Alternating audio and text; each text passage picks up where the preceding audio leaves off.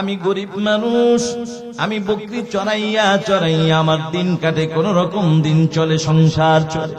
আমার বিকাল বেলা একটা আমল ছিল, প্রতিদিনের আমল। আমি বকরি বিকাল বেলা আনার সময় আমি কিছু দুধ দহন কইরা বাড়িতে নিয়ে আসতাম। সর্বপ্রথম আমার মা এবং বাবাকে পান করাইতাম, এরপরে আমার বিবিকে পান করাইতাম, ছেলে মেয়েকে করাইতাম।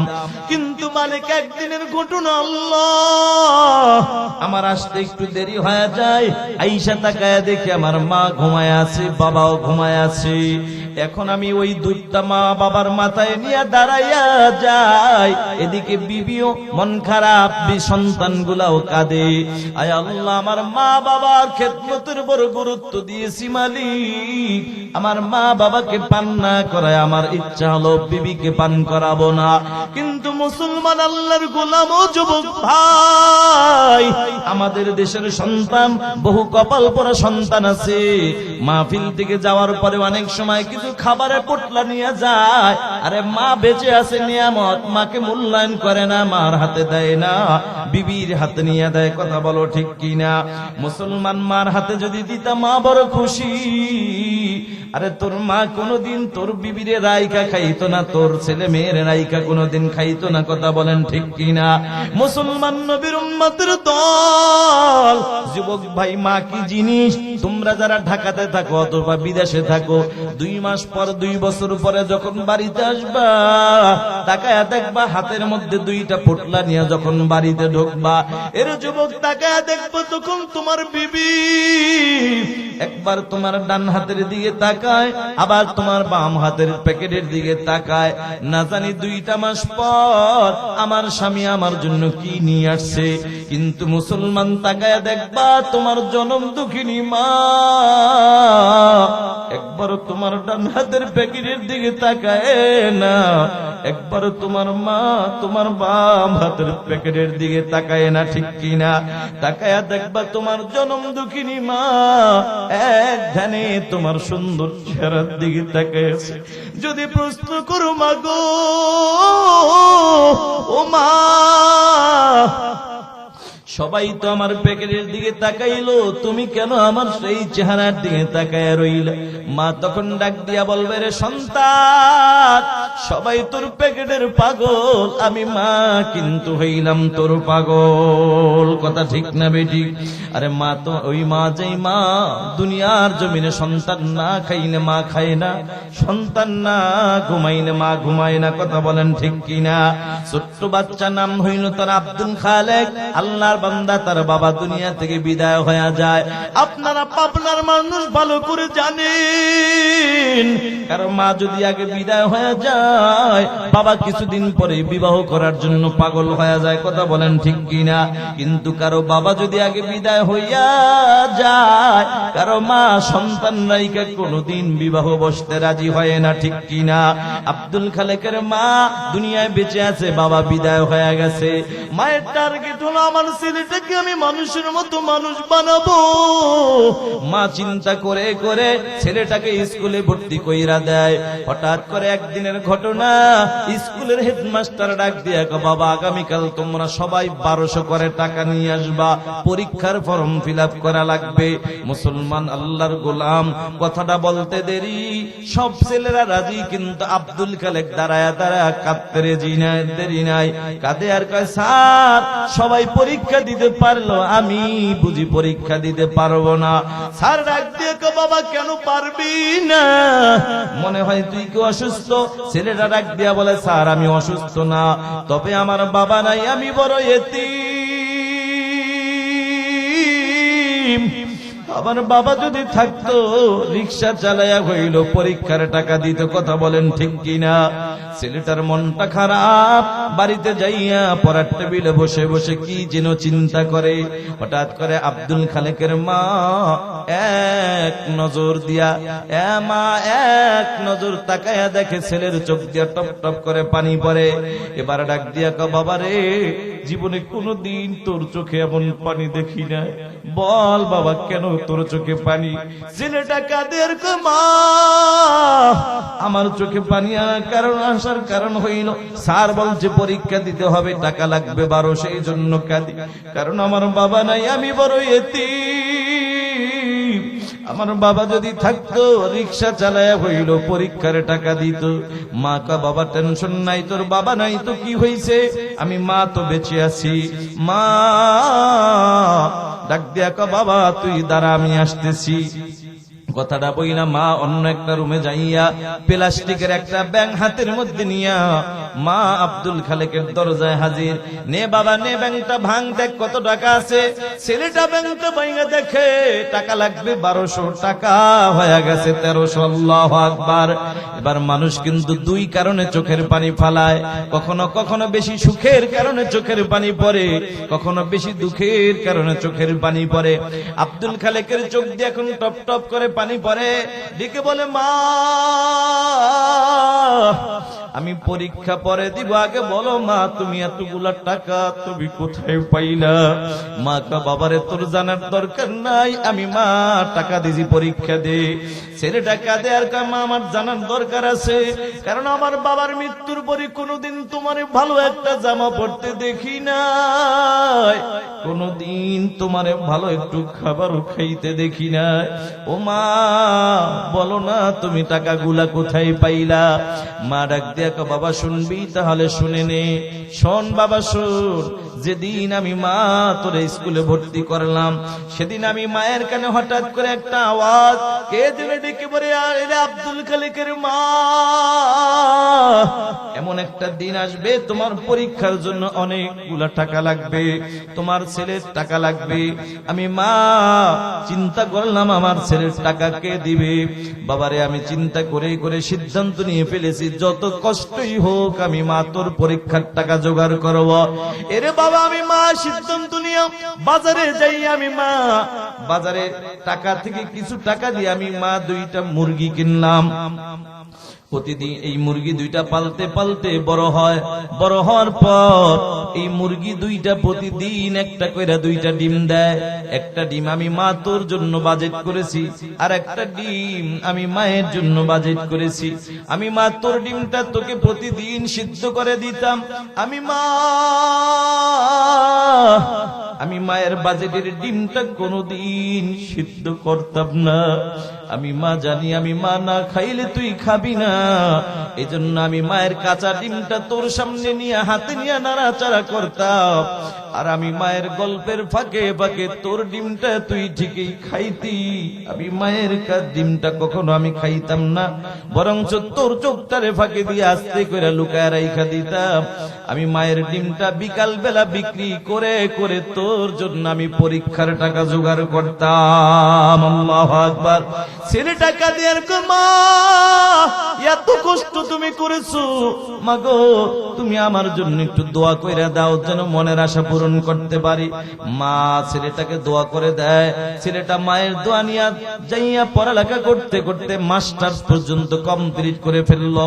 একদিনের ঘটনা, স্কুলের হেডমাস্টার রাস্তা দিয়ে হেঁটে যায়, আব্দুল খালেকও রাস্তা দিয়ে হেঁটে যায়। স্যার বলে, বাবা দাঁড়াও। ছেলেটা দাঁড়াইয়া ডাক দিয়ে বলে, স্যার কি বলবেন বলেন। ডাক দিয়া কা, বাবারে আমি তোমার স্যার 2টা অফার নিয়ে হাজির হইলাম।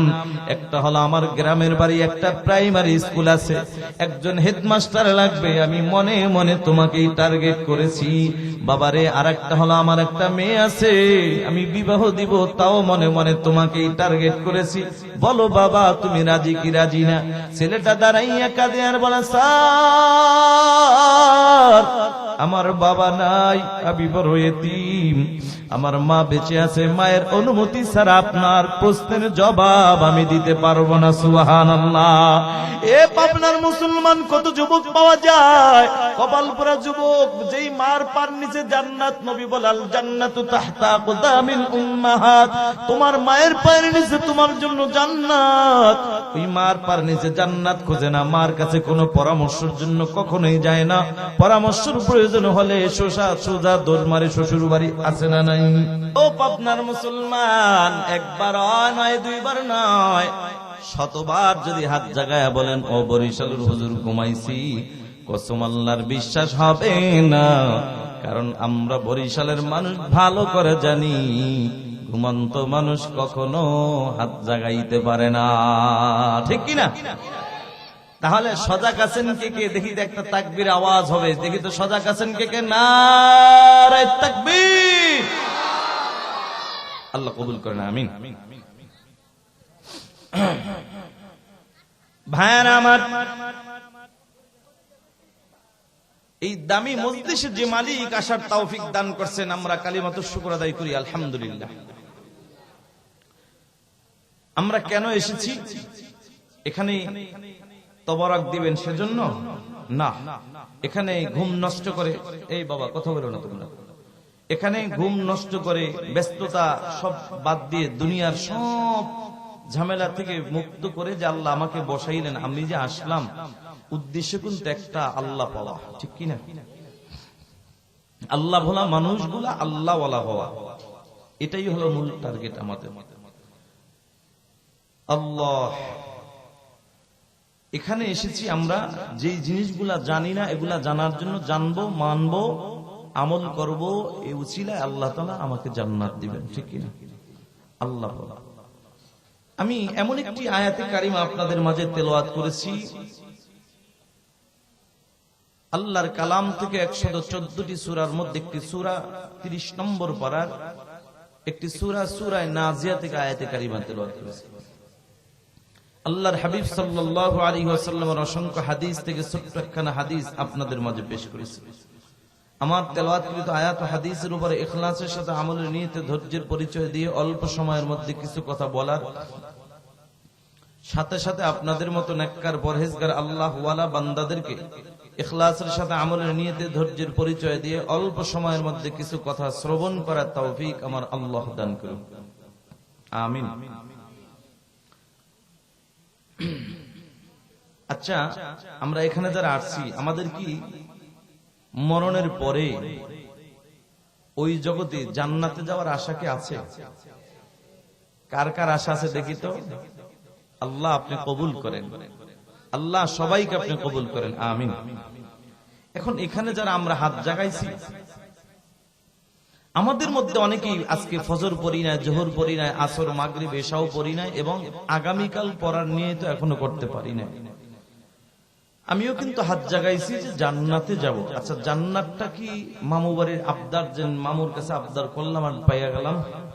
না, দুনিয়ার একটা ঘর তৈরি করতে গেলে, ওই ঘরটা তৈরি করতে গেলে হাইটা যাইতেছেন, সুন্দর একটা ঘর দেখছেন, চিন্তা করছেন এরকম একটা ঘর আমি করব, যদি আল্লাহ বাঁচায় রাখে, মরণের আগে একবার হলো এই এমন একটা ঘর আমি করেই ছাড়বো আল্লাহ, তারপরে তুমি আমার মরণ দিও। এই যে আশা, আশাটা করাটা কিন্তু বড় সহজ, কিন্তু ঘরটা বানাইতে কি এত সহজ? কারো জন্য 1 বছর, কারো জন্য যদি অ্যাকাউন্টে টাকা থাকে তাহলে তার জন্য হয়তো 1 বছরে পারবে, কারো জন্য 2 বছর, কেউ স্বপ্ন নিয়ে ঘুরবে 10 বছর পার হয়ে যাবে, পারবে না, ঠিক কিনা? এই জন্য দুনিয়া অর্জন করা, দুনিয়া বোঝা সহজ, অর্জন করা বড় কঠিন। আর আখিরাতের ব্যাপারটা বোঝা একটু কঠিন হইলেও অর্জন করা বড় সহজ। সুবহানাল্লাহ, কত সহজ দেখেন। আর দুনিয়া অর্জন করা কঠিন কত, এটা দেখেন। আশরাফ আলী থানভী রাহমাতুল্লাহি আলাইহি বলেন যে এক বেচারা রসের হাড়ি মাথায় নিয়ে হাঁটতেছেন, হাঁটে আর মনে মনে ভাবে আজকের রস বিক্রি করে এই টাকা দিয়ে আমি মুরগি কিনবো, মুরগি বিক্রি করে ছাগল কিনবো, ছাগল বিক্রি করে গরু কিনবো, গরুর বিশাল ফার্ম হবে, এই ফার্মের একটা অফিস হবে, অফিসে আমি বসবো, এয়ার কন্ডিশন ফিট করে, পত্রিকা দিয়ে যাবে প্রতিদিন, আমার দারোয়ান থাকবে, লোক থাকবে, ওরা আমাকে আইসা বলবে যে স্যার চা খাবেন না কফি খাবেন? আমি বলবো এই বেটা আমি কি চা খাই, আমি তখন কফি খাই। এই যে মাথাটা একটা ঝাড়ি মারছে, মানে চিন্তা করতেছে এরকম একটা ঝাড়ি সে মারবে, তার স্বপ্ন এগুলা। এই ঝাড়ি মারার সাথে সাথে দেখেন মানে মাথার এই যে হাড়িটা পইরা ভাঙা রস শেষ। আচ্ছা বলেন তো, তার এতক্ষণের চিন্তার মুরগি, ছাগল, গরু, ফার্ম কোথায় গেল, এগুলা সব শেষ হয়ে গেছে একটা ঝাঁকিতে। তাহলে দুনিয়া বোঝা বড় সহজ, কিন্তু অর্জন করা বড় কঠিন, ঠিক কিনা? আর আখিরাত বোঝা কঠিন, অর্জন করা সহজ। সুবহানাল্লাহ বলেন। কেমন সহজ। এই যে সুবহানাল্লাহ বললেন, ঘন্টা লাগছে, মিনিট তাও লাগে নাই, মাত্র 1 সেকেন্ড বলা যায়। 1 সেকেন্ডের বিনিময়ে আল্লাহ তাআলা আপনাকে আমাকে কি দিলেন? জান্নাতের দামি একটা ফলের গাছ দান করে দিলেন। কত বড় গাছ! বলে দ্রুতগামী ঘোড়া নিয়ে যদি 500 বছর পর্যন্ত দৌড়ানো হয়, বলে গাছের ছায়া শেষ হয়ে যাবে, ঘোড়া অস্থির হয়ে, মানে ঘোড়া শেষ হয়ে যাবে, দৌড় অস্থির হয়ে যাবে, বছর শেষ হয়ে যাবে। সুবহানাল্লাহর বিনিময়ে যে গাছ আল্লাহ দিবেন, ছায়া দৌড়ে শেষ করতে পারবে না। সুবহানাল্লাহ, এত বড় বিশাল গাছ। ভাইরা আমার, জান্নাত, দুনিয়ার জান্নাত তো আল্লাহ এমনিই দিবেন না। এত বড় বিশাল জান্নাত যদি দুনিয়ায় যদি পেতে চাও, দুনিয়া থেকে যদি এই বলে আখিরাতের জান্নাত যদি পেতে চাও, জান্নাত অর্জন করার জায়গা হলো দুনিয়া। কথা কোন ঠিক কিনা? আল্লাহ জান্নাত কাদেরকে দিবেন? আমার তেলাওয়াতকৃত আয়াতের মধ্যে আল্লাহ জানায়া দেয়, সুবহানাল্লাহ। আল্লাহ বলেন, ওয়া আম্মা মান খাফা মাকামা রাব্বিহি ওয়া নাহান নাফসা আনিল হাওয়া ফাইন্নাল জান্নাতা হিয়াল মাওয়া।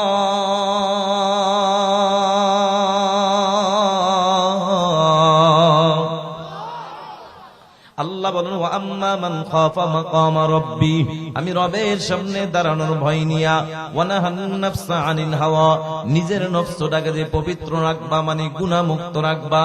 আল্লাহ বলেন, ফাইন্নাল জান্নাতা হিয়াল মাওয়া, নিশ্চয়ই তার ঠিকানা হলো মালিকের জান্নাত। সুবহানাল্লাহ। এই কলিজার টুকরা যুবক ভাই, বৃদ্ধ বাবাজিরা, ও পর্দার আড়ালের মা, জান্নাত যদি পেতে চাও, জান্নাতে যদি যেতে চাও, জান্নাতে যাওয়ার জন্য কিছু করণীয় আছে না নাই? আল্লাহ তাআলা জান্নাত কাদেরকে দিবেন আল্লাহ সেটা জানায় দেয়। আল্লাহ বলে, ওয়া নাহান নাফসা আনিল হাওয়া, নিজের নফসটাকে যে পবিত্র রাখবা, মানে গুনাহ মুক্ত রাখবা। পবিত্র একটা আত্মা নিয়া মালিকের সামনে হাজির হইবা, তার ঠিকানা হলো মালিকের জান্নাত। সুবহানাল্লাহ। এ যুবক ভাই, জান্নাত যদি পেতে চাও, আত্মাটাকে পবিত্র বানাইয়া মালিকের সামনে হাজির হওয়া লাগবে। আত্মাটাকে পবিত্র বানানোর জন্য তোমার কিন্তু 2টা মেডিসিন লাগবে। মেডিসিন কয়টা? 2টা। জোরে বলেন, কয়টা? 2টা। 1 নম্বর মেডিসিনের নাম হলো তাকওয়া। তাকওয়া মানে হলো আল্লাহর ভয়। 2 নম্বর মেডিসিনের নাম হইল আল্লাহর ভালোবাসা। সুবহানাল্লাহ। তাকওয়া নামক মেডিসিন এমন একটা দামি মেডিসিন রে ভাই। এই তাকওয়া নামক মেডিসিন যদি কারো অন্তরের মধ্যে ঢুকে যায়, ওই বান্দাকে পিটাইয়াও কেউ গুনাহের কাজে নামাইতে পারবে না।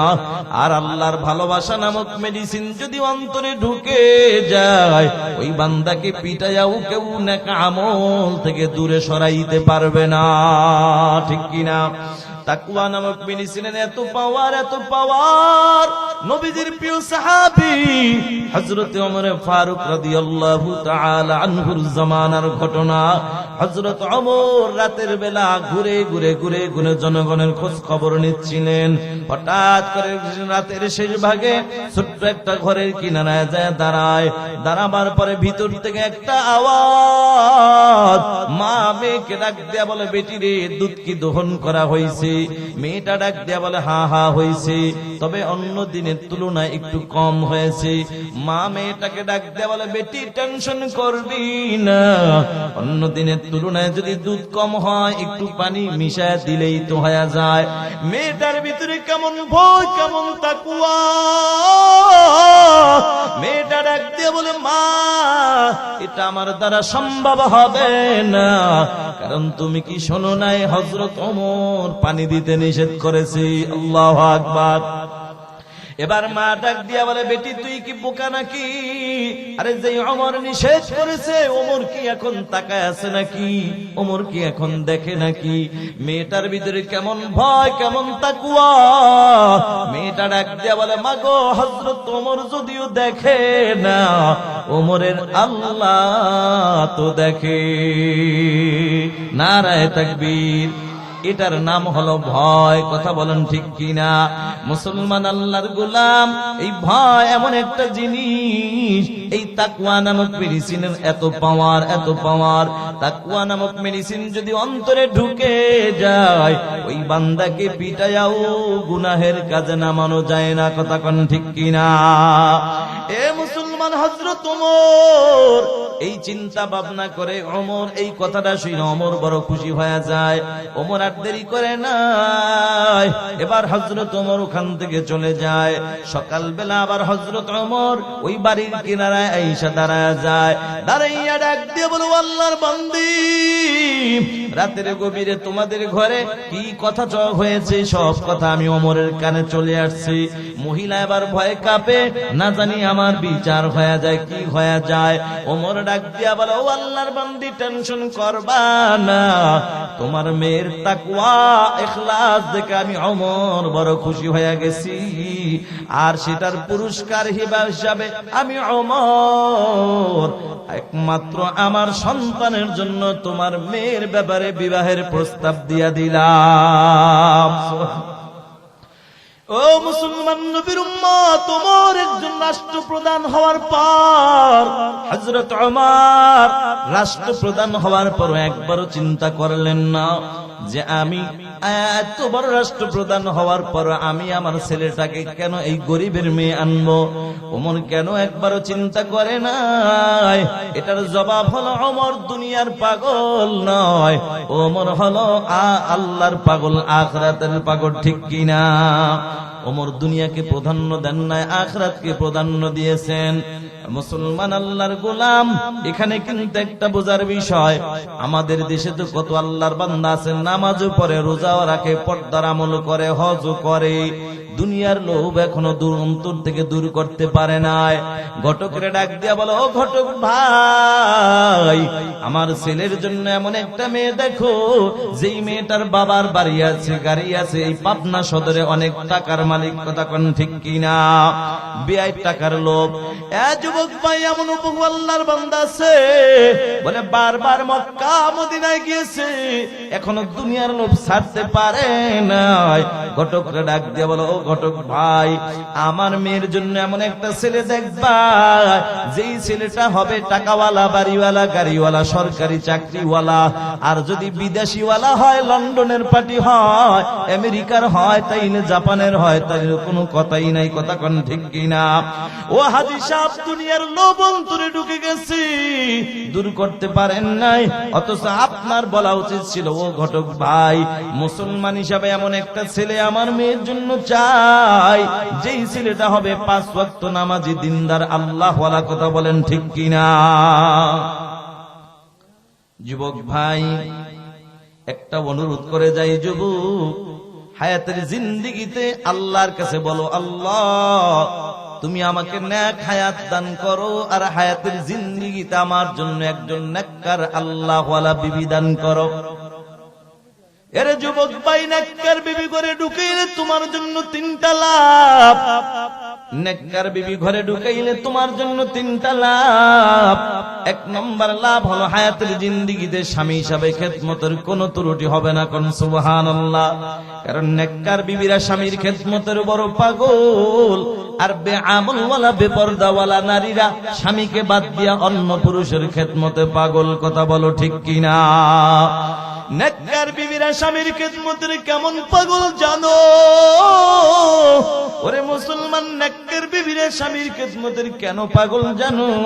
ওই যে মায়ার নবী একখানা হাদিস বলেছেন, ক্বালা রাসূলুল্লাহ সাল্লাল্লাহু আলাইহি ওয়াসাল্লাম, আল মারআতু ইযা সাল্লাত খামসাহা ওয়া সামাত শাহরাহা ওয়া হাসানাত ফারজাহা ওয়া আতাআত বা'লাহা দাখালাত মিন আইয়ি আবওয়াবিল জান্নাতি শাআত আবু কামা ক্বালা নবী আলাইহিস সালাতু ওয়াস সালাম।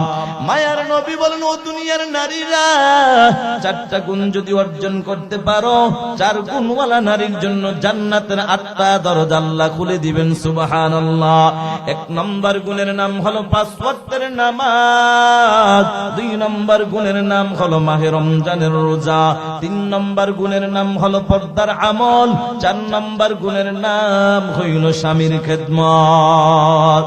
এ কলিজার টুকরা যুবক ভাই, বলেছিলাম নেককার বিবি ঘরে ঢুকাইলে কপাল বড় ভালো। নেককার বিবি ঘরে ঢুকাও। হযরত ওমর যেমন দুনিয়ার দিকে চায় না, আখিরাতকে প্রাধান্য দিয়া নিজের ছেলের জন্য নেককার বিবি ঘরে ঢুকাইছে। ও বৃদ্ধ বাবাজিরা, আপনার ছেলের জন্য একটা নেককার মেয়ে ভিতরে ঢুকান। আপনার পুত্রবধূ যদি নেককার হয়, আপনার জন্য আপনার ছেলের জন্য তিনটা দেখবেন কপাল খুলে যাবে, তিনটা লাভ। এক নম্বর লাভ হলো দেখবেন স্বামী হিসাবে খেদমতের ত্রুটি হবে না। দুই নম্বর, নেককার বিবি ঘরে ঢুকাইলে নেককার বিবির গর্ভে সন্তান হবে, নেককার সন্তান।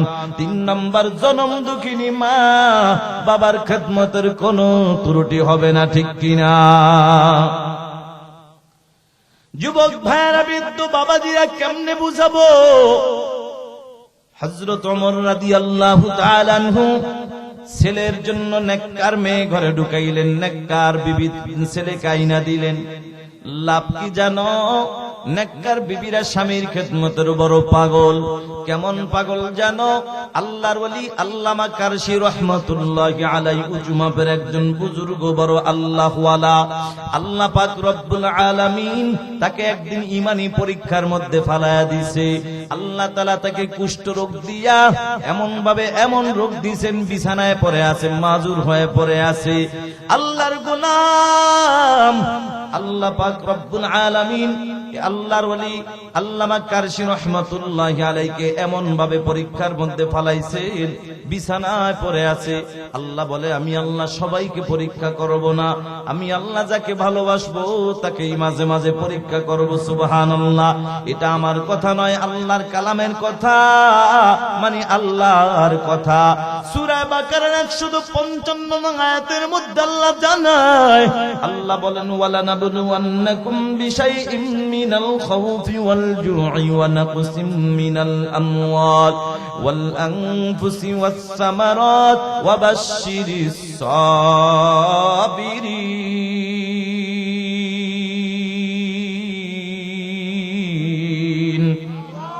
আল্লাহ বলে, যারা ইমানদার দাবি করবা অবশ্যই, আল্লাহ তাগিদ দিয়া বলছেন, অবশ্যই আমি আল্লাহ তাদেরকে পরীক্ষা করব। আমি আল্লাহ কি দিয়ে পরীক্ষা করব জানো? আমি আল্লাহ ভয় দিয়ে পরীক্ষা করব, ক্ষুধা দিয়ে করব, ফসল দিয়ে করব, আমি আল্লাহ জীবন দিয়ে পরীক্ষা করব। তবে ইমানদার মুসিবতের মধ্যে পড়ছো, কোনো টেনশন করবা না। মুসিবত দেওয়ার মালিক আমি আল্লাহ, মুসিবত থেকে হেফাজত করার মালিক কে? আল্লাহ ডাক দিয়া বলে, রে গোলাম, আমি আল্লাহর কাছে সাহায্য চাইবা, তবে কেমনে চাইবা সেটাও আমি আল্লাহ জানায়া দিলাম। আল্লাহ সূরা বাকারার 153 নং আয়াতের মধ্যে জানায়, আল্লাহ বলে, ইয়া আইয়ুহাল্লাযীনা আমানুস্তাঈনু বিস-সাবরি ওয়াস-সালাহ ইন্নাল্লাহা মা'আস-সাবিরিন।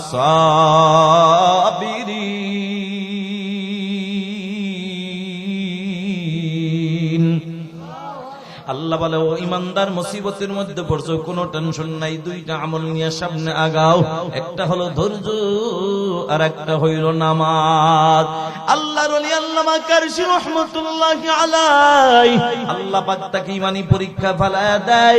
মুসিবতের মধ্যে পড়ে আল্লাহর কাছে সাহায্য চায়, আল্লাহ তুমি যদি খুশি থাকো আমি খুশি, আল্লাহ তবে তোমার কাছে আমি একটা কথা বলি, মালিক আয় আল্লাহ, তোমার পরীক্ষা দিতে আমি রাজি, কোনো অসুবিধা নাই, তবে তুমি আমাকে ধৈর্যের আমলটা বাড়ায়া দাও। সুবহানাল্লাহ। আল্লাহর ওলি সিদ্ধান্ত নিয়েছেন হায়াতের জিন্দেগিতে কোনোদিন বিবাহ করবে না। চিন্তা করল, আল্লাহ পাক আমাকে যেহেতু ঈমানি পরীক্ষার মধ্যে ফালাইছে, আমি পরীক্ষা দিব, তবে আমি কোনোদিন একটা সুন্দরী সুদর্শন সুস্থ নারীকে আমার ঘরে ঢুকাইয়া কষ্ট দিব না। আল্লাহর ওলি চিন্তা করেছেন বিবাহ করবেন না। হঠাৎ করে মাথার মধ্যে একটা চিন্তা ঢুকে যায়, কিয়ামতের ময়দানে আমার নবীর সামনে দাঁড়ায় কি জবাব দিব? নবী যদি ডাক দিয়া কয়, রে কারশি, তুই না আশিক দাবি করলি, কই তুই তো আমার বিবাহ করা রাসূলের সুন্নাতটাই পালন করলি না, আমি রাসূলের সামনে কি জবাব দিব? এবার সিদ্ধান্ত নিলেন, না না, আমি বিবাহ করে ফেলবো। মুরিদের দল আমল, আমি বিবাহ করব, আমার জন্য একজন নেককার আল্লাহওয়ালা একটা পাত্রী দেখো, দিনদার পাত্রী দেখো। তবে আমার জন্য যেই পাত্রীটা দেখবা, ওই মেয়েটার কাছে আমার অসুস্থতার কথা সব খুলে খুলে বলবা। এই অসুস্থতার কথা শোনার পরেও যদি মেয়েটা রাজি হয়, তাহলে ওই মেয়েটাকেই আমি বিবাহ করব। মুরিদের মধ্যে একজন মুরিদ ছিল, ওখানে বড় আল্লাহওয়ালা, তিনি ওই মজলিস থেকে ওইটা বাড়িতে দৌড় মারলেন। বাড়িতে যাইয়া আবার ডাক দিয়ে বলে, মা,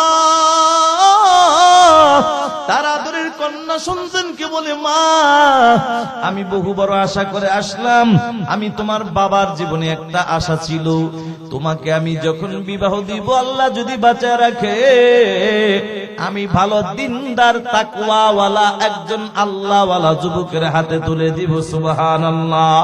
আর আমাদের চিন্তা হলো টাকাওয়ালার কাছে তুলে দিব। কসম আল্লাহর টাকায় শান্তি দিতে পারে না, বিল্ডিং বাড়ি গাড়ি শান্তি দিতে পারে না, শান্তি দেওয়ার মালিক যিনি, তিনি কে? আরো জোরে বলেন কে? আল্লাহর গোলাম এবারে ডাক দিয়ে বলে, মা, আমার জীবনের স্বপ্ন হলো ভালো একজন তাকওয়াওয়ালা আল্লাহওয়ালা যুবকের হাতে তুলে দিব। মা, তবে আমি একজন আল্লাহর ওলির কাছে আসা যাওয়া করি, আল্লাহর ওলি অসুস্থ, কুষ্ঠ রোগে আক্রান্ত, মাজুর মানুষ। মা শোনো, এই আল্লাহর ওলি বিবাহ করবে, আমার ইচ্ছা তার কাছে দিব, যদি তুমি রাজি থাকো। মেয়েটা ডাক দিয়ে বলে, বাবা, কোনো টেনশন করবা না, আমি তোমার একমাত্র আদরের কন্যা, রাজি হয়ে গেলাম। সুবহানাল্লাহ। বাবা ডাক দিয়া কামারে, মনে হয় তুমি বুঝতে পারো না, তিনি যে কুষ্ঠ রোগের রোগী, তিনি যে অসুস্থ মানুষ, মাজুর মানুষ। এবার মেয়েটা ডাক দিয়া বলে, আব্বা, আমি সব শুনেছি, বুঝেছি, বুইজা শুই নাই, আমি রাজি হয়েছি। আল্লাহু আকবার। এবারে ডাক দিয়ে বলে, আব্বা, আমি কেন রাজি হয়েছি জানো? কিয়ামতের ময়দানে আল্লাহর আদালতে দাঁড়াইয়া যদি আমাকে আল্লাহ প্রশ্ন করে, বান্দি, আমার সামনে কি নিয়ে আসলা, দুনিয়ার জমিন থেকে কি আমল নিয়ে আসলা? সেদিন যদি আমি আল্লাহর কাছে নামাজের আমল পেশ করি, আল্লাহ যদি কয় তোমার নামাজ তো কবুল হয় না, ত্রুটি আছে। রোজার আমলে যদি আল্লাহ বলে এখানেও ত্রুটি আছে, এক এক করে সব আমল যদি আল্লাহ ফিরাইয়া দেয়, তখন আমি এই আমলটা নিয়ে আল্লাহর কাছে আমি হাজির হব। আল্লাহকে বলবো, আল্লাহ, তবে একটা আমল খুব করেছিল মালিক, সেটা হলো তোমার একজন ওলি তার বিবি হইয়া, আমার স্বামী অসুস্থ, কুষ্ঠ রোগের রোগী, আমার স্বামীর খেদমত করে করে আমার স্বামীকে খুশি করেছি। আল্লাহ, আমলটা তোমার কাছে যদি পছন্দ হয়, আমলের ওসিলায় আল্লাহ তুমি আমাকে মাফ করে জান্নাতের মেহমান বানায়া দাও। সুবহানাল্লাহ। এবার বাবা চিন্তা করলো, মেয়েটা যেহেতু রাজি, আর দেরি কইরা লাভ নাই। বাবা একটা দৌড় মাইরা আল্লাহর ওলির কাছে যাইয়া ডাক দিয়া বলো, গো আল্লাহর ওলি, আপনার জন্য দিনদার পাত্রী রেডি হয়ে গেছে। বলে, কে? বলে, আমার একমাত্র আদরের কন্যা। মেয়েটা কি তুমি সব খুলে বলেছো? বলে, হ্যাঁ হ্যাঁ, খুলে বলেছি। তিনি সব শুনেছে, শুই রাজি হয়েছে। আল্লাহর ওলি চিন্তা করলেন, প্রতিটা নারীর যেহেতু জীবনের সর্বপ্রথম ইচ্ছা থাকে, এই কথা বলেন, প্রতিটা নারীর জীবনের স্বপ্ন থাকে যে আমার যে স্বামী হবে, সে হবে সুন্দর সুদর্শন একজন যুবক, দেখতে যেন পুরা স্মার্ট হয়, এটাই তো স্বপ্ন থাকে। তাহলে এই মেয়েটা আমার অসুস্থতার কথা শোনার পরেও যেহেতু বিবাহেতে রাজি, নিশ্চয়ই তাকওয়া আছে, আল্লাহর ভয় আছে, আল্লাহর মহব্বত আছে, দুনিয়ার লোভ নাই, আখিরাতের মহব্বত অন্তরে আছে। তাইলে দেরি কইরা লাভ নাই, বিবাহ পড়ায় দাও। এবার বিবাহ পড়ায় দেয়। দিনদার মেয়ে বাসর করে দুই রাকাত নামাজ আদায় কইরা আল্লাহকে ডাক দিয়া বলে, আল্লাহ, আমার স্বামীকে আল্লাহ, আমি মৃত্যুর আগ পর্যন্ত যেন স্বামীর খেদমতটা পরিপূর্ণ হক আদায় করে করতে পারি, সেই তৌফিক আমাকে দিয়া দাও। এদিকে আবার স্বামী ডাক দিয়া কয়, মালিক, যেই মেয়েটা একমাত্র তোমাকে খুশি করার জন্য আমি অসুস্থ স্বামীর কাছে আসতে রাজি হয়ে গেল, আমি তার একটা সারপ্রাইজ দিতে চাই। তুমি আমার অসুস্থ বানাইয়া ইমানি পরীক্ষা করো, কোনো বাধা নাই। আইয়ুব নবীকে যেমন পরীক্ষা করেছো, পরীক্ষা দিয়েছে, আমিও তোমার পরীক্ষা হাসি মুখে দিতে রাজি আছি, কোনো বাধা নাই। কিন্তু মালিক, তোমার কাছে ছোট্ট একটা আবদার, আমি আমার এই নতুন বিবির কাছে আমি যখন যাব গো, তখন অসুস্থতার নিয়ামত দূর করিয়া আল্লাহ সুস্থতার নিয়ামত দান করিয়া সুন্দর সুদর্শন একজন যুবকে পরিণত করে দিও। আবার যখন বিবির কাছ থেকে ফারেক হব, বিদায় নিব, তখন আবার তুমি নতুন করে আমাকে পরীক্ষা পালায়, টেনশন নাই, কোনো আফসোস নাই। আল্লাহর দরবারে দোয়া কবুল। এবার স্বামী বাসর ঘরে ঢুকলেন, সালাম দিয়ে প্রবেশ করলেন। বিবি একটা নজর কোন রকম তাকাইয়া আবার সাথে সাথে চেহারাটা অন্যদিকে ঘুরায় ফেলায়। এবার ডাক দেখে, কি ব্যাপার বিবি, আমার চেহারার দিকে একটা বার কোন রকম তাকাইলা, সাথে সাথে চেহারা ঘুরাইলা, বুঝলাম না। বিবি ডাক দিয়া কয়, কিসের স্বামী, কে আপনি? আমি আপনাকে তো চিনলাম না, আপনি আমার স্বামী হতে পারেন না। আমার বাবার কথা অনুযায়ী আমার স্বামী যিনি হবে গো, তিনি হবেন কুষ্ঠ রোগের একজন রোগী, তিনি হবেন অসুস্থ মানুষ, মাজুর মানুষ। আপনি তো সুন্দর সুদর্শন যুবক, একজন সুস্থ মানুষ, আপনি আমার স্বামী হতে পারেন না। এবার স্বামী চিন্তা করলো, আসল কথা যদি না বলি আমার বিবি তো খুশি হবে না, সুস্থ থাকবে না। এবার ডাক দিয়া কয়, বিবি রে, আসল মূল রহস্য হলো আমি তোমার স্বামী। ও বিবি আমার, আসলেই তোমার বাবা যার সাথে বিবাহ দিয়েছে আমি সেই লোক, কিন্তু কথা হলো তোমার উপর খুশি হইয়া আমি আল্লাহর কাছ থেকে এই সুস্থতার নিয়ামতটা চেয়ে এনেছি। এবার স্ত্রী ডাক দিয়া কও, স্বামী আমার, তাই যদি হয় তাইলে শুনে নেন, আমি আপনার চেহারা দেখে বিবাহ বসি নাই, আপনার টাকা পয়সা বাড়ি গাড়ি দেখে আমি বিবাহ বসি নাই, আমি বিবাহ বসেছি, আমি শুনেছি আপনি একজন আল্লাহওয়ালা বুজুর্গ মানুষ, আপনার মতো আল্লাহওয়ালার বিবি যদি হতে পারি, শুনেছি আপনি কুষ্ঠ রোগের রোগী, অসুস্থ মানুষ, আমি আপনার খেদমত করব, আপনার শরীর থেকে রক্ত পুঁজ বের হবে, আমি নিজের কাপড়ের আঁচল দিয়ে আমি মুছায়া আপনার খেদমত করব। হাসরের ময়দানে আমার আল্লাহর আদালতে দাঁড়াইয়া আমি আপনার এই খেদমতটাকে আমি নিজের পুঁজি বানাইয়া আল্লাহর সামনে পেশ করব। নারায়ে তাকবীর। এরে মুসলমান নবীর উম্মতের দল, ঘটনা বলার উদ্দেশ্য ছিল না, আমি বুঝাইতে চাইলাম রে যুবক ভাইরা আমার, আমি বুঝাইতে চাইলাম এটাই, অযুবক ভাই, নেককার বিবি ঘরে ঢুকাও, কপাল খুলে যাবে। নেককার বিবি ঘরে ঢুকাইলে তোমার জন্য তিনটা লাভ। এক নম্বর লাভ, হায়াতের জিন্দেগিতে স্বামী হিসাবে খেদমতের ত্রুটি হবে না। দুই নম্বর, নেককার সন্তান পাইবা। তিন নম্বর, জনম দুঃখিনী মা বাবার খেদমতের ত্রুটি হবে না। কথা বলেন ঠিক কিনা? মুসলমান আল্লাহর গোলাম, ওয়া আম্মা মান খাফা মাকামা রাব্বিহি, আমি রবের সামনে দাঁড়ানোর ভয় নিয়া, ওয়া নাহান নাফসা আনিল হাওয়া, আল্লাহ বলেন নিজের নফসটাকে যে পবিত্র রাখবা, মানে গুনাহ মুক্ত রাখবা। আল্লাহ কফা ইন্নাল জান্নাতা হিয়াল মাওয়া, নিশ্চয়ই তার ঠিকানা হলো মালিকের জান্নাত। সুবহানাল্লাহ। এখন আত্মাটাকে পবিত্র বানানোর জন্য মেডিসিন লাগবে দুইটা। এক নম্বর মেডিসিনের নাম হইল তাকওয়া, দুই নম্বর মেডিসিনের নাম হইল আল্লাহর ভালোবাসা। তাকওয়া নামক মেডিসিনের কেমন পাওয়ার জানো? ওরে মুসলমান নবীর উম্মতের দল, এই তাকওয়া নামক মেডিসিন কার অন্তরে যদি ঢুকে যায়, দরজা বন্ধ থাকার পরও বান্দা কখনো গুনাহ করার সাহস পাবে না। ঠিক কিনা? বুখারীর ঘটনা, তিন যুবক, বনি ইসরাইলের তিনজন যুবক, কেমন তাকওয়া দেখো। তিনটা যুবক কোথায় রওনা হয়, মুষলধারে বৃষ্টি শুরু হয়, আল্লাহর পরীক্ষা তাদের উপর শুরু হয়ে যায়। এবার তিন যুবক কোথায় যাবে, যাওয়ার কোনো জায়গা নাই। হঠাৎ করে তাকায় দেখে পাহাড়ের একটা গুহা দেখা যায়। গুহার মধ্যে তিনটা যুবক প্রবেশ করার পর আল্লাহর পক্ষ থেকে আবার তাদের উপর এই পরীক্ষা শুরু হয়ে যায়। গুহার মুখটা পাথর দ্বারা বন্ধ হয়ে যায়। এবার তিনটা যুবক মুসিবতের মধ্যে পড়ার পর বলেন, মুসিবত দেওয়ার মালিক কে? মুসিবত থেকে হেফাজত করার মালিক কে? এখন সাহায্য চাইতে হবে কার কাছে? মাজারে দৌড়ায় লাভ নাই, বাজারে দৌড়ায় লাভ নাই, তাবিজের পিছনে দৌড়ায় লাভ নাই। আল্লাহ বলে ইয়া আইয়ুহাল্লাযীনা আমানুস্তাঈনু বিস-সাবরি ওয়াস-সালাহ ইন্নাল্লাহা মা'আস-সাবিরিন। আল্লাহ বলে দুইটা আমল নিয়ে সামনে আগাও, একটা হলো ধৈর্য আর একটা হইল নামাজ।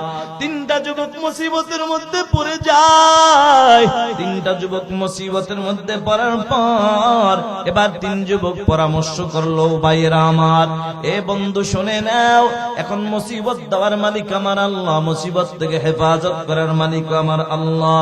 আল্লাহর কাছে কিভাবে সাহায্য চাওয়া যায়? এক যুবক বলে, দেখো জীবনে কোনো ভালো কোন আমল করেছো কিনা, ওই আমলটারে আল্লাহর দরবারে উসিলা বানায়া আল্লাহর কাছে সাহায্য চাও, হয়তো আল্লাহ ওই ভালো আমলের উসিলায় আল্লাহ সমাধান করে দিতে পারে, ঠিক কিনা? তিনটা যুবক পরামর্শ করে দোয়া করা শুরু করলেন। প্রথম যুবক দোয়া করে, আল্লাহ আমার জীবনে ভালো একটা আমলের কথা মনে পড়ে যায়। কি আমল? আল্লাহ আমার একটা চাচাতো বোন ছিল বড় সুন্দরী, আমার চাচাতো বোনটাকে আমি বড় পছন্দ করতাম, ভালোবাসতাম, মোহাব্বত করতাম। আমার চাচাতো বোনটা একদিন বিপদে পড়িয়া আমার কাছে টাকা সাহায্য, টাকা ধার নেওয়ার জন্য এসেছে। আমি এই সুযোগটা পাইয়া আমার বোনটাকে আমি একটা খারাপ প্রস্তাব দিয়েছিলাম। কুপ্রস্তাব দেওয়ার কারণে আমার বোনটার মধ্যে ছিল তাকওয়া, আল্লাহ তোমার ভয় ছিল, আমার বোনটা রাজি হয় না। কিছুদিন পরে আমার বোনটা আবারও বিপদে পড়ে যায়। বিপদে পড়ার পরে আমাকে বলে, ও ভাই কিছু টাকা ধার দাও। বলে ধার দিব, তবে আমার শর্ত পালন করা লাগবে। নাউযুবিল্লাহ, শর্ত আছে, শর্ত যদি পালন করো তাইলে টাকা পাইবা। একদিনের ঘটনা, আমার চাচা বাড়িতে নাই, চাচিও বাড়িতে নাই, বাড়িটা একমাত্র ফাঁকা। এমন সময় আমার বোনকে প্রস্তাব দিলাম, বোন বিপদে পইরা শেষ পর্যন্ত রাজি হয়েছে। এবার আমার বোনকে আমি রাজি করিয়া ওই টাকার লোভে ফালাইয়া, আমার বোন যেহেতু বিপদে পড়ছে, বিপদটাকে আমি সুযোগে লাগায়া দিলাম। আমি আমার বোনের গায়ের উপরে উঠে যখন বসলাম, তখন তাকায়া দেখি আমার বোনের চোখ দিয়া টপ টপ করে পানি পড়ে। আমি বোনকে বললাম, রে বোন, এই সময় তো আনন্দের সময়, এখন তোমার চোখ দিয়া কেন পানি পড়ে? বোন ডাক দিয়া কয়, ভাই আমার ভিতরে ভয় ঢুকে গেছে। এবার আমি বলেছি, বোন রে, দরজা বন্ধ, জানালা বন্ধ, কিসের ভয়? কেউ তো দেখে না। বোন আমার ডাক দিয়ে বলে, রে ভাই, দুনিয়ার কেউ যদিও দেখে না, তবে একজন দেখেন, তিনি কে? আল্লাহ তোমার কথা স্মরণ করায় দেয়, সাথে সাথে আল্লাহ তোমার ভয় আমি অন্তরের মধ্যে নিয়া আমার বোনকে আমি ছেড়ে দেই, মাফ করে দিলাম। আয় আল্লাহ, এই আমলটা যদি তোমার কাছে পছন্দ হয়, এই আমলের উসিলায় আল্লাহ মুসিবত থেকে হেফাজত করো। বুখারীর কিতাবে এসেছে, প্রথম যুবক দোয়া করার পর সাথে সাথে আল্লাহ পাথরের টিনের এক অংশ সরায় দেয়। সুবহানাল্লাহ। এবার দ্বিতীয় যুবক দোয়া করে, ও মালিক, আমি গরিব মানুষ, আমি বকরি চড়াইয়া আমার দিন কাটে, কোন রকম দিন চলে, সংসার চলে। আমার বিকাল বেলা একটা আমল ছিল, প্রতিদিনের আমল। আমি বকরি বিকাল বেলা আনার সময় আমি কিছু দুধ দহন কইরা বাড়িতে নিয়ে আসতাম। সর্বপ্রথম আমার মা এবং বাবাকে পান করাইতাম, এরপরে আমার বিবিকে পান করাইতাম, ছেলে মেয়েকে করাইতাম। কিন্তু মালিক, একদিনের ঘটনা, আল্লাহ আমার আসতে একটু দেরি হয়ে যায়। আইসা তাকায়া দেখি আমার মা ঘুমায় আছে, বাবাও ঘুমায় আছে। এখন আমি ওই দুধটা মা বাবার মাথায় নিয়ে দাঁড়াইয়া যাই, এদিকে বিবিও মন খারাপ, সন্তান গুলাও কাঁদে। আয় আল্লাহ, আমার মা বাবার খেদমতের বড় গুরুত্ব দিয়েছি মালিক, আমার মা বাবাকে পান না করায় আমার ইচ্ছা হলো বিবিকে পান করাবো না। কিন্তু মুসলমান আল্লাহর গোলাম ও যুবক ভাই, আমাদের দেশের সন্তান, বহু কপাল পোড়া সন্তান আছে। মাহফিল থেকে যাওয়ার পরে অনেক সময় কিছু শুধু খাবারে পোটলা নিয়ে যায়, আরে মা বেঁচে আছে নিয়ামত, মাকে মূল্যায়ন করে না, মার হাতে দেয় না, বিবির হাতে নিয়ে দেয়। কথা বলো ঠিক কিনা? মুসলমান মার হাতে যদি দিতা মা বড় খুশি। আরে তোর মা কোনোদিন তোর বিবিরে রাইকা খাইতো না, তোর ছেলে মেয়ের রাইকা কোনোদিন খাইতো না। কথা বলেন ঠিক কিনা? মুসলমান নবীর উম্মতের দল, যুবক ভাই, মা কি জিনিস?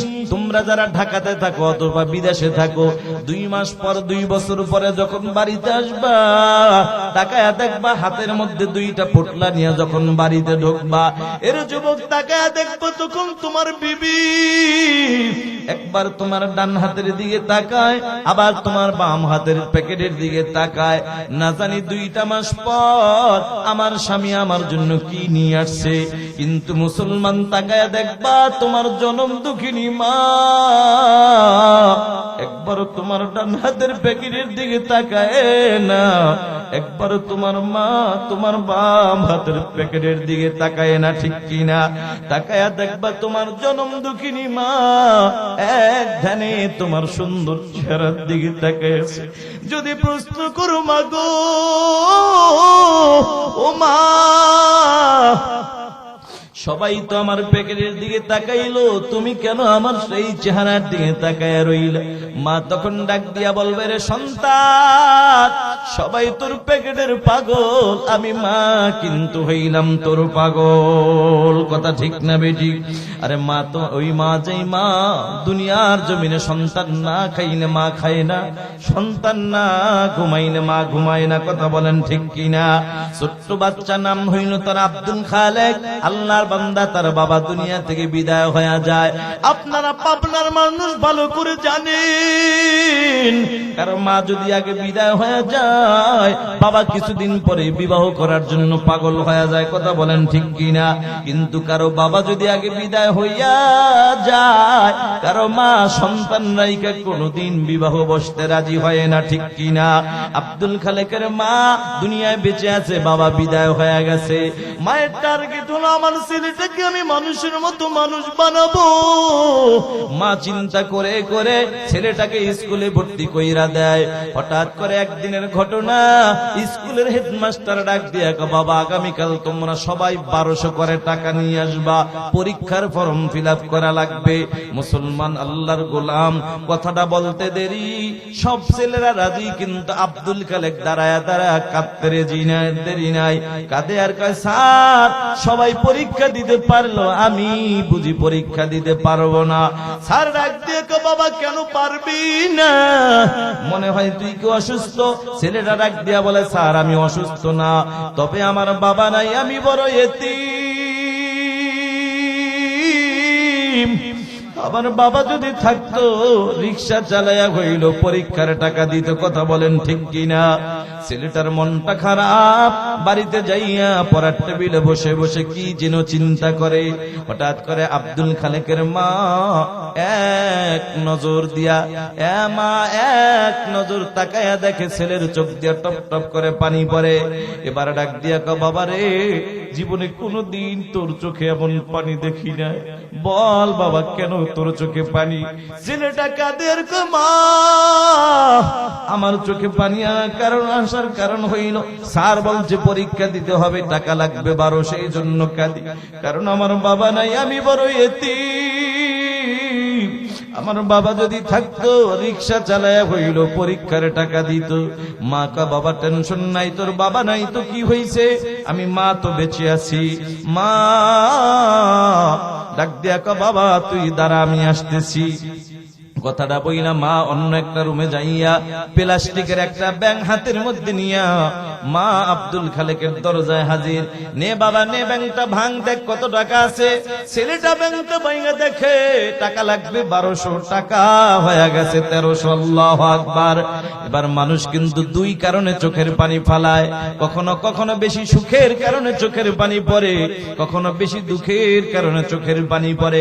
আব্দুল খালেকের চোখ দিয়ে এখন টপ টপ করে পানি পড়ে। ডেকে বলে, মা আমি পরীক্ষা পরে দিব, আগে বলো মা তুমি এতগুলা টাকা তুমি কোথায় পাইলা?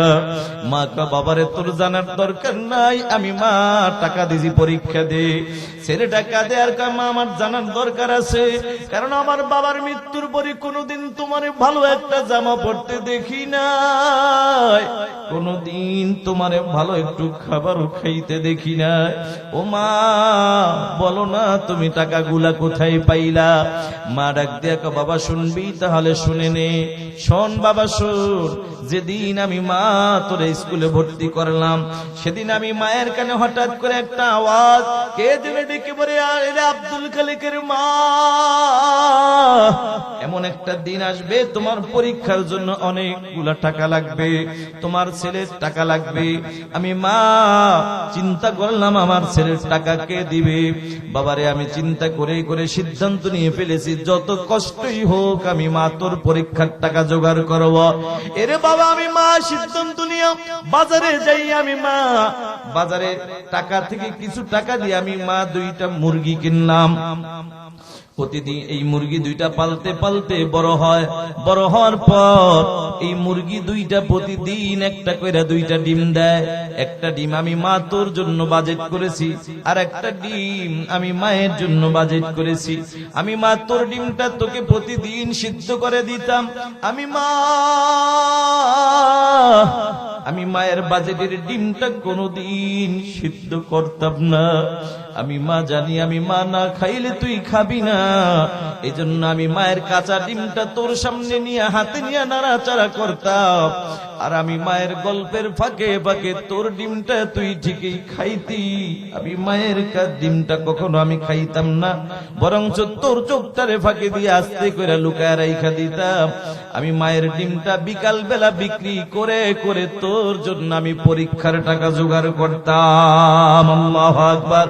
ছেলেটা কাঁদে আর কয়, মা এত কষ্ট তুমি করেছো, মা গো তুমি আমার জন্য একটু দোয়া কইরা দাও, যেন মনের আশা পূরণ করতে পারি। মা ছেলেটাকে দোয়া করে দেয়। ছেলেটা মায়ের দোয়া নিয়ে যাইয়া পড়ালেখা করতে করতে মাস্টার্স পর্যন্ত কমপ্লিট করে ফেললো। একদিনের ঘটনা, স্কুলের হেডমাস্টার রাস্তা দিয়ে হেঁটে যায়, আব্দুল খালেকও রাস্তা দিয়ে হেঁটে যায়। স্যার বলে, বাবা দাঁড়াও। ছেলেটা দাঁড়াইয়া ডাক দিয়ে বলে, স্যার কি বলবেন বলেন। ডাক দিয়া কয়, বাবারে আমি তোমার স্যার 2টা অফার নিয়ে হাজির হইলাম। একটা হলো আমার গ্রামের বাড়ি একটা প্রাইমারি স্কুল আছে, একজন হেডমাস্টার লাগবে, আমি মনে মনে তোমাকেই টার্গেট করেছি। বাবারে আরেকটা হলো আমার একটা মেয়ে আছে, আমি বিবাহ দিব, তাও মনে মনে তোমাকেই টার্গেট করেছি। বলো বাবা তুমি রাজি কি রাজি না? ছেলেটা দাঁড়াইয়া কাঁদে আর বলে, স্যার আমার বাবা নাই, আমি বড় এতিম, আমার মা বেঁচে আছে, মায়ের অনুমতি ছাড়া আপনার প্রশ্নের জবাব আমি দিতে পারবো না। সুবহানাল্লাহ। এ পাবনার মুসলমান কত যুবক পাওয়া যায়, কপাল পোড়া যুবক, যেই মার পার নিচে জান্নাত। নবী বলেন, জান্নাতু তাহতা আকদামিল উম্মাহাত, তোমার মায়ের পায়ের নিচে তোমার জন্য জান্নাত। ওই মার পার নিচে জান্নাত খোঁজে না, মার কাছে কোনো পরামর্শের জন্য কখনোই যায় না। পরামর্শের প্রয়োজন হলে সোজা দৌড় মারে শ্বশুর বাড়ি। আছে না নাই? যেই মাকে বাদ দিয়া শাশুড়ির পাগল হইলারে যুবক, মনে রাখবা, আরে তোমার ওই শাশুড়ির স্বার্থে যদি একটু ব্যাঘাত ঘটে যায়, তোমার মতো আদরের জামাইয়ের নামে পাবনা সদর থানায় যায় দেখবা মামলা দিতে মোটেও চিন্তা করবে না। কথা ঠিক না বেঠিক? কিন্তু যুবক রে, তোর মা যদি হাজারো স্বার্থে ব্যাঘাত ঘটে যায়, তোর মা কোনোদিন মামলা দিবে না, মা কোনোদিন হামলা দিবে না। বরঞ্চ কেউ যদি তোর নামে মামলা দেয়, দেখবি যুবক তোর বৃদ্ধা মাটা যদি বেঁচে থাকে, মা বলবে, বাবারে পুলিশ আসছে তোকে ধরার জন্য, তুই দাঁড়া আমি আসতেছি। মা একটা তোর মাইরা পুলিশের সামনে যাইয়া ডাক দিয়া কয়, ও স্যার প্রয়োজন হলে আমি মায়ের হাতে হ্যান্ডকাপটা লাগাইয়া দেন, তবু আমি মায়ের চোখের সামনে আমার সোনার মানিকের হাতে হ্যান্ডকাপ লাগাইবেন না। কথা ঠিক না বেঠিক? মুসলমান আব্দুল খালেক একটা দৌড় মাইরা মার কাছে হাজির। মা গো আমার স্যার 2টা অফার দিছে, কোনটা মানবো কোনটা মানবো না। মা দেখতে বাবারে, তোর স্যার চাকরির অফার দিছে, যা বাবা চাকরি কর, খবরদার তোর স্যারের মেয়েটাকে তুই বিবাহ করিস না। এবার ছেলেটা ডাক দিয়া বলে, মা গো কেন স্যারের মেয়েটাকে আমি বিবাহ করব না? মা কা বাবারে, তোর স্যারের মেয়েটা হলো আধুনিকা, নামাজ নাই, রোজা নাই, পর্দার আমল নাই। কারণ দুনিয়ার মধ্যে যেই নারীর মধ্যে নামাজ রোজা পর্দার আমল থাকে না, ওই নারীর দ্বারা মুসলমানের সংসারে কোনোদিন সুখের আশা করা যায় না। জোরে বলেন ঠিক কিনা? এবার ছেলেটা মার কথা মানে নয়, নিজেই পণ্ডিতি কইরা বিবাহ কইরা বাড়িতে হাজির। আইসা ডাক দিয়া বলে, বিবি, ওই যে বৃদ্ধা মহিলা দেখুইনি হলেন আমার জনম দুঃখিনী মা। বিবি রে, কথা দাও আমার মাকে কোনোদিন কষ্ট দিবা না, কথা দাও আমার মায়ের খেদমতের ত্রুটি করবা না। কথাটা বলার পরে যদি নেককার বিবি হইতো বলতো, স্বামী আলহামদুলিল্লাহ, কিন্তু বেআমল বেপরদা নারী হওয়ার কারণে ডাক দিয়া কাও, স্বামী আমার, তোমার মায়ের গোলামি করার জন্য বাড়িতে আমি আসি নাই। জোরে বলেন নাউজুবিল্লাহ। কথাটা বইলা শোনার পরে মার চোখ দিয়া টপ টপ করে পানি। এবার ছেলেটা মায়ের চোখের পানি দেখে খপ করে মার হাতটা ধইরা কাঁদে, মাগো তুমি মন খারাপ কইরো না, আমি কথা দিলাম তোমার এই পুত্রবধূকে ছোট মানুষ করে বুঝে না, ওরে বুঝায়া মানুষ বানায় বাড়িতে ফিরাবো। বন্ধু, মানুষ তো বানাইতে পারে না, বরং অমানুষ মার্কা বোর কাছে থাইকা নিজেই এখন অমানুষ হয়ে গেছে। আছে না নাই? একদিনের ঘটনা, স্কুলের ডিউটি করে আব্দুল খালেক বিকাল বেলা বাড়িতে হাজির। আইসা তাকায়া দেখি বিবির মনটা বড় খারাপ। কিরে বিবি, তোমার সুন্দর চেহারাটা মলিন কেন বলো? বিবির এক দেখা, স্বামী আমার, তোমার মায়ের কারণেই তো আমার চেহারাটা মলিন, তোমার মা আমার সাথে ঝগড়া করেছে। এরকম মিথ্যা কথা বানায়া বানায়া বলার মতো সোনার বাংলাদেশে সোনার বউ আছে না নাই? এবার ডাক দিয়া কয়, বিবি তাইলে কি করলে আমি মায়ের বিচার হবে, কি করলে তুমি খুশি হইবা?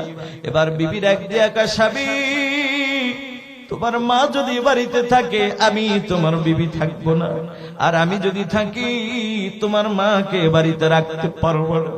এবার নাফরমান ছেলে বিবির মায়া পইরা ডাক দিয়া কয়, বিবি রে, টেনশন করিস না, আমি মায়ের বিচার করে আসি। কথাটা বলে আব্দুল খালেক আর দেরি করে নাই, হাতের মধ্যে মোটা একটা লাঠি নিয়ে মার কাছে হাজির। যাইয়া মার শরীরে টাস টাস করে বাড়ি মারা শুরু করছে। মারে, তুই আমার বউর সাথে কেন ঝগড়া করলি? মা কা বাবা, বিশ্বাস কর তোর বউর সাথে কোনো ঝগড়া করি নাই। নাফরমান ছেলে ডাক দিয়া কামা, আমার বউ তো মিথ্যা কথা বলতে পারে না। কিছু কপাল পরা যুবক পাওয়া যায়, এরা মার কথা বউর কথা যতটা বিশ্বাস করে, মা বাবার কথা ততটা বিশ্বাস করে না। কথা কোন ঠিক কিনা? এবার মাকে মারতে মারতে বেহুশ বানায় ফেলায়। মা হুশ ফেরার পরে উজুটা বানাইয়া 2 রাকাত নামাজ আদায় কইরা আকাশের দিকে 2টি হাত তুলে ডাক দিয়া বলে, আল্লাহ, আমার ছেলে আব্দুল খালেক ছোট মানুষ, বুঝে নাই আমি মারে মারছে। আল্লাহ গো, আমি মা হইয়া মাফ করে দিলাম, তুমি ওরে মাফ করে দাও। সুবহানাল্লাহ। মা ডাক দিয়ে কয়, মালিক, তোমার কাছে আর একটা আবদার জানাই, আমার ছেলেটা আল্লাহ তাকে তুমি একটা সন্তানের বাপ বানায় দাও। কারণ আমি মায়ের মন বলে, যেদিন সন্তানের বাপ হবে গো, সেদিন কিছুটা হইলেও বুঝবে মা বাবা কি জিনিস, ঠিক কিনা? মার দোয়া কবুল হয়ে গেল, সন্তানের বাপ হয়ে গেল। হঠাৎ করে একদিনের ঘটনা, যে কোনো এক কাজের ব্যস্ততা, রাত 2:30 বেজে গেল। রাত 2:30 বাজে, দরজাটা নক করতে দেরি। বিবি দরজাটা খুলতে দেরি নাই, তাকায়া দেখে কিরে রাত 2:30 বেজে গেল, এখনো তো সন্তানের চোখে ঘুম নাই, বিবির চোখেও ঘুম নাই। ডাক দিয়া বলে, কিরে বিবি, রাত 2:30 বেজে গেল, এখনো কি তোমাদের চোখে ঘুম নাই? বিবি কাঁদে আর কয়, স্বামী, কেমনে ঘুমাবো আর কেমনে তোমাকে বুঝাবো? দুনিয়ার জমিনে কোনো সন্তান না খাইলে কোনো মা খানা খাইতে পারে না। দুনিয়ার জমিনে কোনো সন্তান না ঘুমাইলে কোনো মা ঘুমাইতে পারে না, ঠিক কিনা? কথাটা বলার পর আব্দুল খালেকের ব্রেনটে যে একটা বাড়ি মারছে। বলেন না আল্লাহু আকবার। হেদায়েতের মালিক কে? মার দোয়া কবুল হয়ে গেছে, আব্দুল খালেকের ব্রেনটে যা বাড়ি মারছে।